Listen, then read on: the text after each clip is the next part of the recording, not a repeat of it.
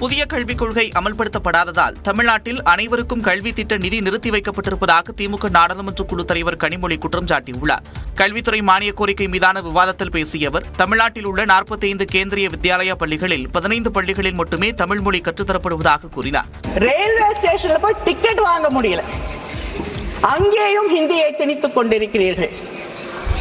அப்படிப்பட்ட இந்த அரசாங்கம் எங்கள் மீது ஹிந்தியை திணிக்காது, ஹிந்தியை மட்டுமா திணிக்கிறீர்கள், சமஸ்கிருதத்தையும் திணித்துக் கொண்டிருக்கிறீர்கள். நீட் தேர்வை கொண்டு வந்ததன் மூலம் பயிற்சி மையங்கள் மட்டுமே பயன்பெறுவதாக கூறிய எம்பி கனிமொழி, ஒருவரின் சாதியை அறிந்து கொள்வதில் என்ன பெருமை இருக்கிறது எனவும் ஆவேசமாக கேள்வி எழுப்பினார். A member of parliament இன்னொருவரை பார்த்து கேள்வி கேட்கிறார், உனக்கு உன் ஜாதி என்ன என்று தெரியாது என்று. அந்த ஜாதி என்று என்ன என்று தெரிந்து கொள்வதில் என்ன பெருமை இருக்கிறது என்று எனக்கு தெரியவில்லை. ஜாதி அற்றவராக வாழ்வதில் தான் பெருமை இருக்கிறது என்பதுதான் திராவிட இயக்கத்தின் கொள்கை. மத்திய அரசு மாநில உரிமைகளை பறிப்பதாகவும் கனிமொழி குற்றம் சாட்டினார்.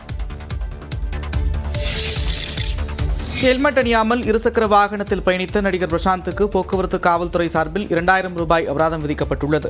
நடிகர் பிரகாஷ் நடித்துள்ள அந்தகன் திரைப்படம் வரும் 9ஆம் தேதி திரைக்கு வருகிறது. இதனையொட்டி நடிகர் பிரசாந்த் படத்தின் விளம்பர பணிகளில் தீவிரமாக ஈடுபட்டு வருகிறார். அதன் ஒரு பகுதியாக அவர் தனியார் யூடியூப் சேனல் ஒன்றுக்கு இருசக்கர வாகனத்தை ஓட்டிக்கொண்டே பேட்டியளித்திருந்தார். இந்த வீடியோ சமூக வலைதளங்களில் பேசுபொருளானதை அடுத்து நடிகர் பிரசாந்த், தொகுப்பாளர் ஆகிய இருவரும் தலைக்கவசம் அணியாமல் பயணித்து விதிமீறலில் ஈடுபட்டதாக சென்னை பெருநகர போக்குவரத்து காவல்துறை 2000 ரூபாய் அபராதம் விதித்துள்ளது. இது தொடர்பான புகைப்படமும் போக்குவரத்து காவல்துறையின் அதிகாரப்பூர்வ எக்ஸ் பக்கத்தில் வெளியிடப்பட்டுள்ளது.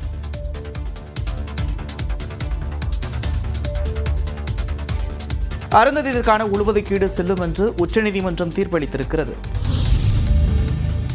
தாழ்த்தப்பட்டோர் மற்றும் பழங்குடியினருக்கான உள்ஒதுக்கீடு செல்லும் என்று உச்சநீதிமன்ற அரசியல் சாசன அமர்வு தீர்ப்பளித்துள்ளது.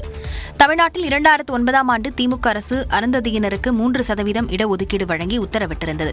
இதை எதிர்த்த வழக்கிலும் பஞ்சாப், ஹரியானா மாநிலங்களின் இடஒதுக்கீடு வழக்கிலும் 7 நீதிபதிகள் அமர்வு விசாரணை நடத்தி வந்தது.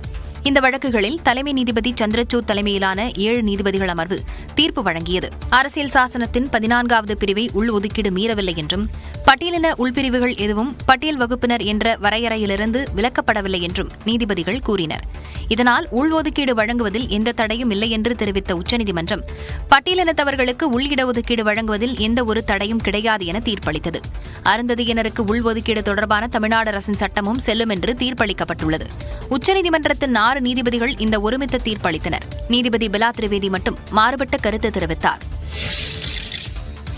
அருந்ததியருக்கான உள்ஒதுக்கீடு செல்லும் என்று உச்சநீதிமன்றம் தீர்ப்பளித்ததற்கு முதலமைச்சர் மு க ஸ்டாலின் வரவேற்பு தெரிவித்துள்ளார். பட்டியலினத்தவர்களுக்கு உள்ஒதுக்கீடு வழங்கியது செல்லும் என்றும், அதற்கு எந்த தடையும் கிடையாது என்றும் உச்சநீதிமன்றம் தீர்ப்பளித்துள்ளது. உச்சநீதிமன்றத்தின் இந்த தீர்ப்பு மகிழ்ச்சி அளிப்பதாக தெரிவித்துள்ள முதலமைச்சர் மு க ஸ்டாலின், ஒடுக்கப்பட்ட மக்களின் சமூக விடுதலைக்கான சமூக நீதியை நிலைநாட்டும் பயணத்திற்கு உச்சநீதிமன்றம் அங்கீகாரம் வழங்கியிருப்பதாக குறிப்பிட்டுள்ளார். இதேபோல உச்சநீதிமன்றத்தின் தீர்ப்பை ஆதித்தமிழர் பேரவை மற்றும் தமிழ் புலிகள் கட்சி வரவேற்றுள்ளது.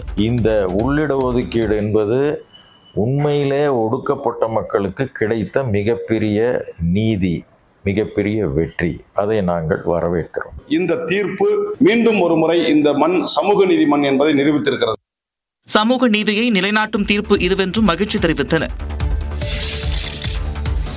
இலங்கை கடற்படை ரோந்து கப்பல் மோதி ராமேஸ்வரத்தைச் சேர்ந்த மீனவர் ஒருவர் உயிரிழந்த நிலையில் அவரது குடும்பத்திற்கு முதலமைச்சர் நிதியுதவி அறிவித்துள்ளார். ராமேஸ்வரம் துறைமுகத்தில் இருந்து 400க்கும் மேற்பட்ட விசைப்படகு மீனவர்கள் கடலுக்கு சென்றனர். அவர்கள் கச்சத்தீவுக்கும் நெடுந்தீவுக்கும் அருகே மீன்பிடித்துக் கொண்டிருக்கும் போது அங்கு வந்த இலங்கை கடற்படையினர் எல்லை தாண்டி மீன்பிடித்ததாக கூறி மீனவர்களை விரட்டி பிடிக்க முயன்றனர். அப்போது இலங்கை கடற்படையினரின் ரோந்து கப்பல் மோதியதில் மீனவர்களின் படகு ஒன்று கடலில் கவிழ்ந்தது. இதில் மீனவர் மலைச்சாமி நீரில் மூழ்கி உயிரிழந்தார். இந்நிலையில் இலங்கை கடற்படையை கண்டித்து உயிரிழந்த மீனவரின் குடும்பத்தினரும் சக மீனவர்களும் ராமேஸ்வரம் தனுஷ்கோடி துறைமுக பகுதியில் சாலை மறியலில் ஈடுபட்டனர். இந்நிலையில் மீனவர் மலைச்சாமியின் குடும்பத்திற்கு முதலமைச்சரின் பொது நிவாரண நிதியில் இருந்து 10 லட்சம் ரூபாய் வழங்க முதலமைச்சர் மு க ஸ்டாலின் உத்தரவிட்டுள்ளார்.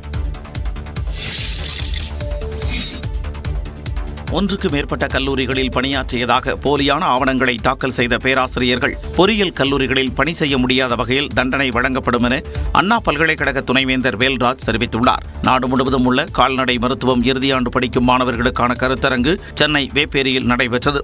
இதில் சிறப்பு விருந்தினராக அண்ணா பல்கலைக்கழக துணைவேந்தர் வேல்ராஜ் கலந்து கொண்டார். பின்னர் செய்தியாளர்களிடம் பேசிய வேல்ராஜ், பொறியியல் கல்லூரி ஆசிரியர்கள் முறைகேடு விவகாரம் தொடர்பான விசாரணையில் தற்போதைய நிலை குறித்த அறிக்கையை ஆளுநர் RN ரவியிடம் தாக்கல் செய்ததாக தெரிவித்தார். காலேஜ் நிறைய தப்பு பண்ண காலேஜுக்கு சஸ்பென்ஷன் ஆஃப் பப்ளிகேஷன் இருக்கும். அந்த காலேஜ் டீச்சர்ஸ் நிறைய ஒரே டீச்சர்ஸ் 20 காலேஜில் நேம் கொடுத்தவங்களுக்கெல்லாம் அவங்களுக்கு ஒரு டிபார் பண்றதுக்கு இனிமேல் அண்ணா யூனிவர்சிட்டி கல்லூரிகளில் அவங்களுக்கு ஆசிரியர் பொறுப்பு இல்லாத அளவுக்கு நாங்கள் பனிஷ்மெண்ட் கொடுப்போம். இனிமேல் இதுபோன்ற தவறுகள் நடைபெறாமல் இருப்பதற்கான அனைத்து நடவடிக்கைகளும் மேற்கொள்ளப்படும் எனவும் துணைவேந்தர் வேல்ராஜ் கூறினார்.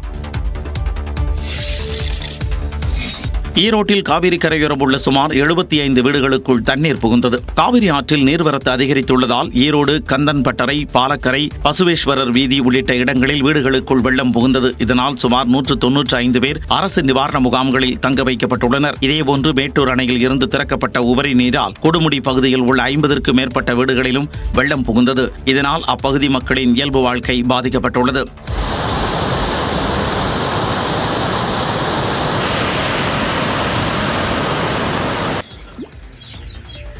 இதேபோன்று மேட்டூர் அணையில் இருந்து திறக்கப்பட்ட உபரி நீரால் நாமக்கல் மாவட்டம் பள்ளிப்பாளையம் காவிரி ஆற்றங்கரையோரம் உள்ள சுமார் 50 வீடுகளுக்குள் வெள்ளம் புகுந்தது. பாவடி தெரு, நாட்டார்கவுண்டன் புதூர் உள்ளிட்ட பகுதிகளில் வீடுகளுக்குள் தண்ணீர் புகுந்ததால் ஏராளமான பொருட்கள் சேதமடைந்ததாக மக்கள் வேதனை அடைந்துள்ளனர்.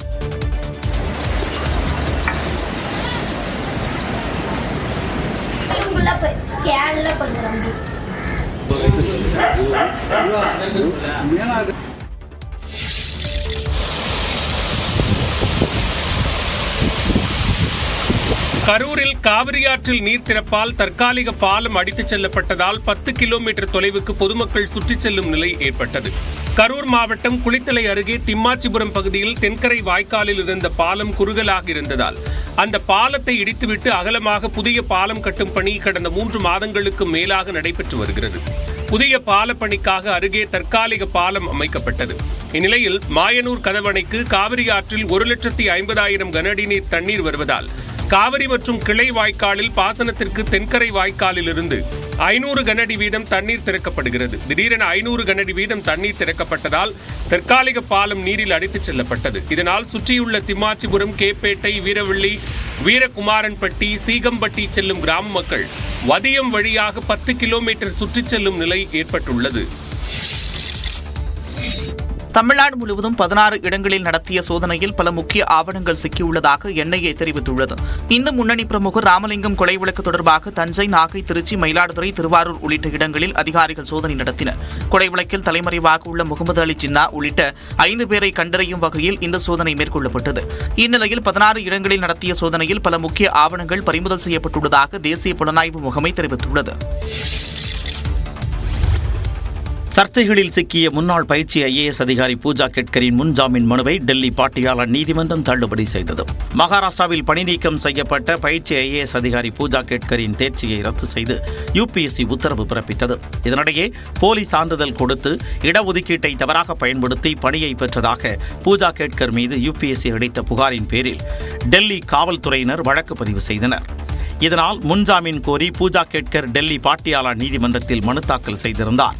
இந்த மனு நீதிபதி தேவேந்தர் குமார் ஜன்கலா அமர்வில் விசாரணைக்கு வந்தது. அப்போது பூஜா கெட்கரின் முன்ஜாமீன் மனுவை தள்ளுபடி செய்து உத்தரவிட்டார். மேலும் பூஜா கெட்கருக்கு குடிமைப் பணியைச் சேர்ந்த அதிகாரிகள் உதவினார்களா, இதேபோன்று முறைகேட்டில் யாரேனும் ஈடுபடுத்தப்பட்டிருக்கிறார்களா என்பதை கண்டறியவும் உத்தரவிட்டார். புனே ஆட்சியர் மீது பாலியல் புகார் அளித்ததால் பூஜா கெட்கர் மீது வழக்கு பதிவு செய்யப்பட்டுள்ளதாக அவரது தரப்பு வழக்கறிஞர் தெரிவித்தார். வேலூர் அரசு மருத்துவமனையிலிருந்து பச்சிளம் குழந்தையை கடத்திச் சென்ற வழக்கில் 4 பெண்கள் உள்ளிட்ட 7 பேர் கைது செய்யப்பட்டனர். பெற்றோரிடம் குழந்தை பத்திரமாக ஒப்படைக்கப்பட்டது. வேலூர் அடுக்கம்பாறை அரசு மருத்துவமனையில் பிறந்து 4 நாட்களே ஆன ஆண் குழந்தையை பெண் ஒருவர் புதன்கிழமை கடத்திச் சென்றார். CCTV காட்சிகளை வைத்து காவலர்கள் விசாரணை மேற்கொண்டு வந்த நிலையில் இடையஞ்சாத்து பகுதியைச் சேர்ந்த வைஜெயந்தி மாலா என்ற பெண் தான் குழந்தையை கடத்திச் சென்றது தெரியவந்தது. இதன் பின்னர் அவரை காவலர்கள் கைது செய்து மேற்கொண்ட விசாரணையில் பெங்களூருவைச் சேர்ந்த செல்லதுரை என்பவருக்கு சொந்தமான வளையஞ்சாத்தில் உள்ள வீட்டை வைஜெயந்திமாலா பராமரித்து வந்ததும் வீட்டின் உரிமையாளருக்கு குழந்தை இல்லாததால் மருத்துவமனையிலிருந்து குழந்தையை கடத்தியதும் தெரிய வந்தது. மேலும் கடத்தப்பட்ட ஆண் குழந்தை பெங்களூருவில் செல்லதுரையிடம் இருந்ததும் தெரிய வந்தது. இதனைத் தொடர்ந்து பெங்களூரு விரைந்த தமிழ்நாடு காவல்துறையினர் அங்கு செல்லதுரையிடம் இருந்த பச்சிளம் குழந்தையை மீட்டு வேலூருக்கு அழைத்து வந்தனர். மேலும் செல்லதுரை, வைஜெயந்திமாலா, ஐஸ்வர்யா, அம்மு, லீலாவதி, பிரவீன், அஜய்குமார் ஆகிய 7 பேர் கைது செய்யப்பட்டனர். தொடர்ந்து குழந்தையை பெற்றோரிடம் காவல்துறையினர் ஒப்படைத்தனர்.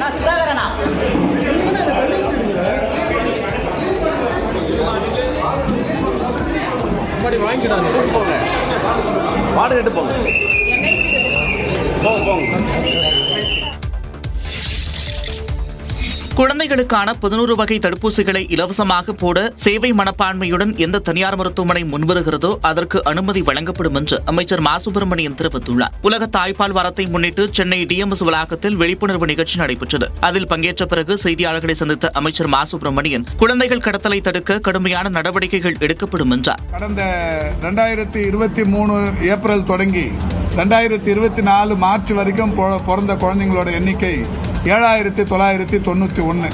அந்த 7991 பிரசவங்கள் நடைபெற்றிருக்கிறது. ஒரு மகப்பேறு தாயின் மரணம் கூட இல்லை. இது ஒரு பெரிய சாதனை. வயநாட்டில் ஏற்கனவே 10 மருத்துவர்கள் கொண்ட குழு முகாமிட்டுள்ளதாகவும் உதவிகள் தேவைப்பட்டாலும் மேலும் குழுக்கள் அனுப்பி வைக்கப்படும் என்றும் அவர் கூறினார்.